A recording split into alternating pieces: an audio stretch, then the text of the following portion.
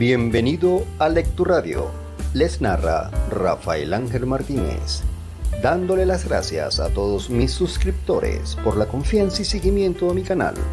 Sin ustedes, este proyecto no habría sido posible y los invito a seguir apoyándome y recomendándome a sus conocidos. Toquen la campanita de las notificaciones y me gusta para seguir creciendo.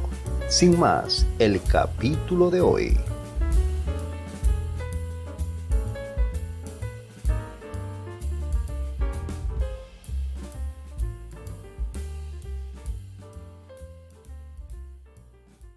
¿A dónde van nuestros seres queridos cuando fallecen?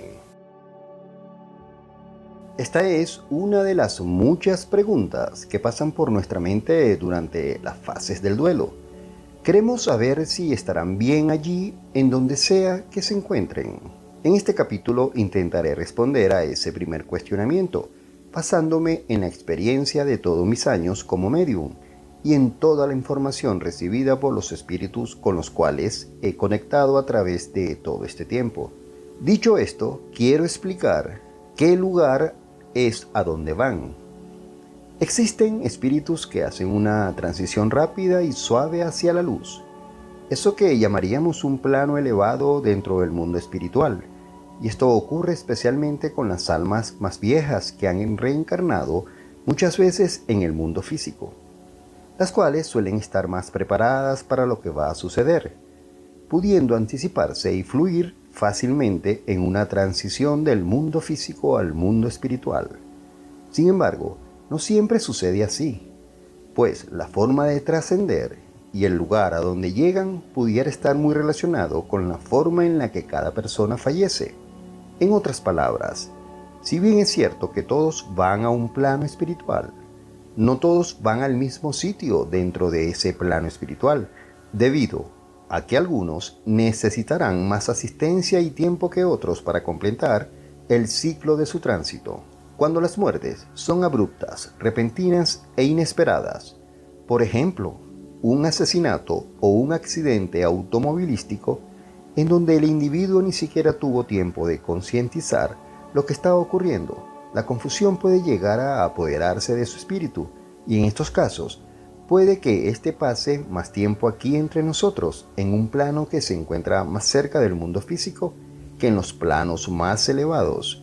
Sin embargo, las personas que mueren por enfermedad regularmente han tenido más tiempo para prepararse con respecto al hecho de que pronto fallecerán, y cuando les llega su tiempo, el proceso de transición es más fluido.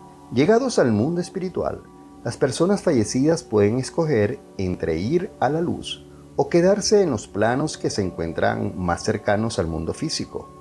Avanzar a los planos superiores es lo más normal y natural, sin embargo, no siempre sucede así. Existen innumerables razones por las cuales un espíritu podría elegir quedarse aquí, en vez de avanzar a su lugar natural. Por ejemplo, cuando cree que no ha completado algo que tenía que hacer durante su tiempo en vida, cuando siente miedo debido a las creencias religiosas bajo las cuales fue educado y no quiere enfrentarse a la posibilidad de ser castigado, o cuando se culpa por algo que considera que hizo daño a alguien mientras estuvo vivo y le preocupa el hecho de poder ser juzgado tan pronto llegue al otro lado. Otras de las razones que puede interferir en el objetivo de avanzar hacia la luz es la personalidad y las creencias.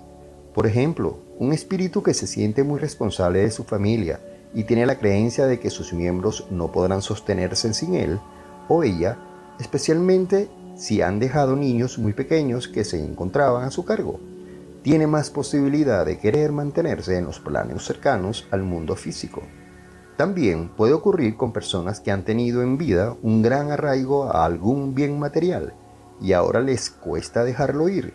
Me refiero a algo como una casa, una tierra, un carro.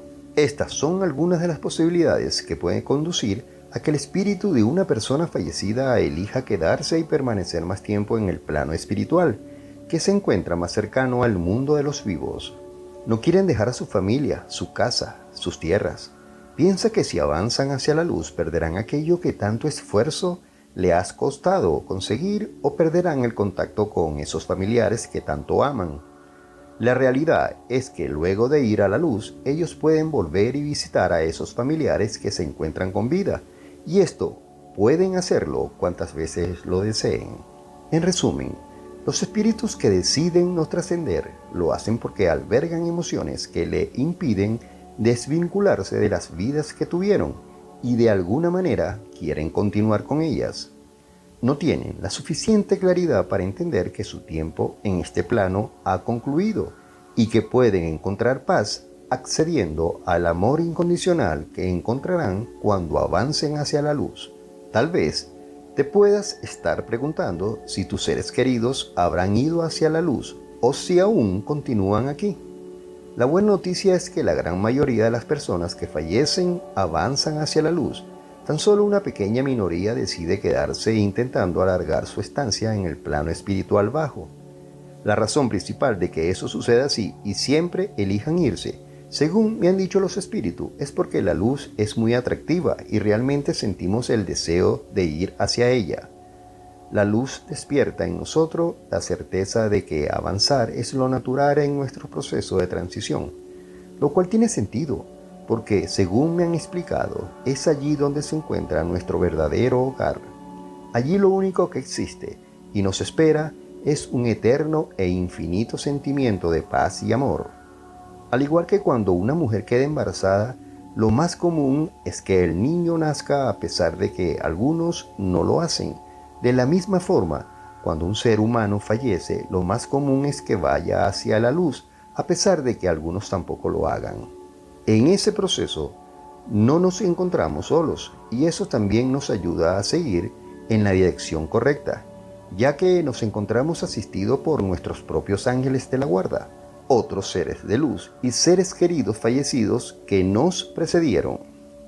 Todos ellos vienen a brindarnos soporte y mucho amor durante el periodo de transición. Aún así, es importante entender que a pesar de que ellos nos acompañan y nos invitan a continuar, los seres fallecidos poseen libre albedrío de la misma forma que lo tenían cuando estaban encarnados. Así que es el espíritu el que finalmente decide si avanzar hacia la luz o quedarse en uno de los planos bajos. Algunas veces, cuando hablo de estos temas, me preguntan, ¿cómo es la luz? Mejor dicho, ¿cómo es ese mundo que hay luego de haber ido hacia la luz? Por lo que me han compartido los espíritus, pareciera que cada uno de nosotros podemos escoger o crear nuestro propio cielo, y por lo que he notado, nuestro propio infierno también. Voy a hablarle especialmente del cielo, y con eso me refiero a un lugar que luce exactamente como alguno de nosotros nos lo hubiésemos imaginado, un sitio donde hay felicidad, amor incondicional, paisajes hermosos y cielos despejados. Los espacios que representan ese cielo pueden ser lugares como la cafetería favorita en donde un determinado espíritu se reunía con sus amigos a conversar, sitios donde puede hacer cosas que no logró hacer en vida o donde continuar haciendo lo que tanto le gustaba hacer mientras vivieron. Las posibilidades en el cielo particular de cada individuo son tan amplias como sus gustos y sus más profundos deseos. Eran los últimos días de la vida de Guillermo en el hospital, cuando de pronto se despertó un día y se sentó en la cama acercándose a su hija Marisol. Entonces le dijo, «Yo no estoy loco, ya sé cómo es el cielo. Nos han estado engañando», refiriéndose a educación religiosa que le habían estado inculcando durante toda su vida. «Es hermoso, tiene montañas y son maravillosas. No tengo miedo a morir, agradezco por lo bueno y por lo malo, y estoy listo para ir con Dios». Esto me lo contó Marisol tan pronto comencé mi sesión para ponerle en contacto con su padre, y lo hizo para explicarme el por qué la primera imagen que tuve al conectar con la energía de Guillermo estaba llena de hermosas montañas y donde había una cabaña y mucha naturaleza.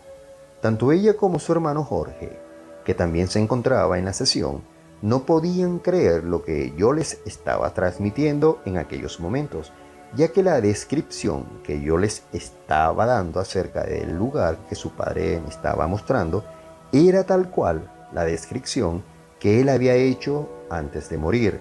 lo cual les confirmaba sin lugar a dudas que Guillermo continuaba existiendo, continuaba vivo, no en el mundo físico, pero sí en el mundo espiritual. Para él, su cielo tenía montañas y una cabaña. Allí era donde se encontraba, dicho con sus propias palabras, donde el arco iris no deja de estar. Uno de los primeros temas que Guillermo abordó, luego de compartir con nosotros esta maravillosa descripción de su cielo, fue la gran preocupación que notaba en su hijo Jorge. Sabía que algo relacionado con su trabajo le robaba la calma. Sentía una frustración que equivalía a la sensación de correr y correr sin llegar a ninguna parte, o ir en un bote remando sin llegar nunca a la orilla. Así me pedía que se lo transmitiera, información que Jorge confirmó. Su hijo no podía creer que yo pudiera saber eso, a lo que yo le comenté que efectivamente no lo sabía, pero que lo entendía ahora, porque su papá me lo acababa de decir. Guillermo invitaba a su hijo a no desanimarse y le aseguraba que había cambios fraguándose por debajo de su superficie aparentemente inamovible. Afirmaba que muchas cosas positivas estaban por venir, que habría un giro importante en su vida, que no tenía que preocuparse y que simplemente confiara. Le habló de proyectos relacionados específicamente con el estado de Florida, en Estados Unidos, a la vez que mostraba un hermoso amanecer que significaba nuevos comienzos para Jorge. Quédate tranquilo, yo me estoy encargando de eso, le decía a su hijo Jorge, mientras Marisol confirmaba que esas eran palabras y expresiones típicas que usaba su padre, lo cual les seguía confirmando que sin lugar a duda estaban escuchando mensajes de él. Mis años de experiencias comunicándome con espíritus me servían para entender que Guillermo era un alma vieja y sabia, que había pasado por muchas vidas y que ya había estado en aquel plano espiritual por mucho tiempo. Resuelto el tema con su hijo Jorge, Guillermo comenzó a hablar de su esposa y madre de sus hijos. Me mostraba una figura femenina y me hizo sentir una gran presión en el lado derecho de mi cabeza, lo cual hacía que me la tocara con el fin de sentir un poco de alivio. Inmediatamente le pregunté a Jorge y a Marisol si su madre padecía de fuertes dolores de cabeza en la actualidad, a lo cual ellos me confirmaron que efectivamente así era.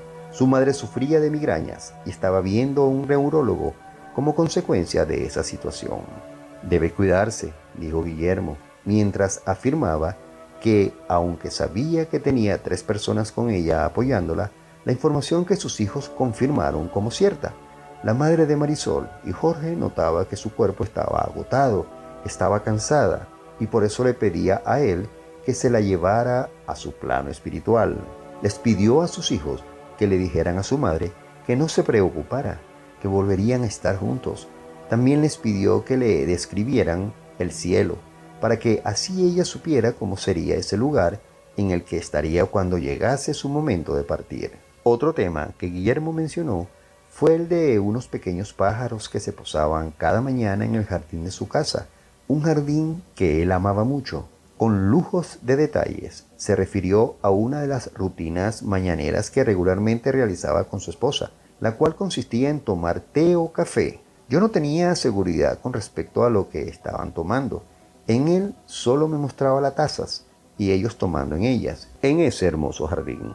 Allí los acompañaba frecuentemente un grupo de pajaritos negros pequeños llamados tordos. Esta información se sirvió de gran validación para sus hijos, ya que ellos reconocieron esa rutina que sus padres siempre realizaban juntos al inicio de cada nuevo día. Guillermo también confirmó a sus hijos que ahora que ya no estaba físicamente, igual visitaba a su esposa y la veía llevando a cabo la misma rutina que habían tenido durante su vida juntos. Quería decirle a su esposa e hijos que él se manifestaba a través de un grupo de pajaritos y que quería que supieran que esa es una de sus señales. Les pidió que estuviesen pendientes porque le dejaría saber lo cerca que estaba mostrándose a través de ellos. Afirmó que a su esposa le sigue acompañando cada mañana al igual que lo hacía en vida, pero ahora con una forma distinta, y necesitaba que así se lo explicaran. En ese momento, Marisol intervino para confirmar que a ese jardín siempre acudían unos pájaros negros muy pequeños y que el tercer día de que su padre había fallecido, un pájaro conocido como venteveo se había posado en la ventana del dormitorio de su madre. Inmediatamente algo les hizo relacionar a aquel pájaro con su padre, pero no parecía tener sentido lo que estaba pensando. Sin embargo, ahora confirmaban que efectivamente había una relación. De hecho, hasta el nombre del pájaro era un mensaje en sí. Después de esto, Guillermo me hizo escuchar música y me mostró nuevamente un amanecer, esta vez muy diferente al anterior y con un fuerte color naranja. Le pregunté a sus hijos si sabían lo que esto significaba, a lo que Jorge respondió que eran imágenes de un video sobre una canción que a Guillermo le gustaba mucho en vida y que le habían puesto en varias oportunidades los días antes de fallecer. Para despedirse, este padre recordó a sus hijos que todo estarían bien y pidió decirle a su madre que estuviese tranquila, porque cuando fuese su turno de ir a casa, él estaría allí acompañándola durante el camino, esperándola para mostrarle la cabaña, las montañas y la naturaleza, porque así era su cielo.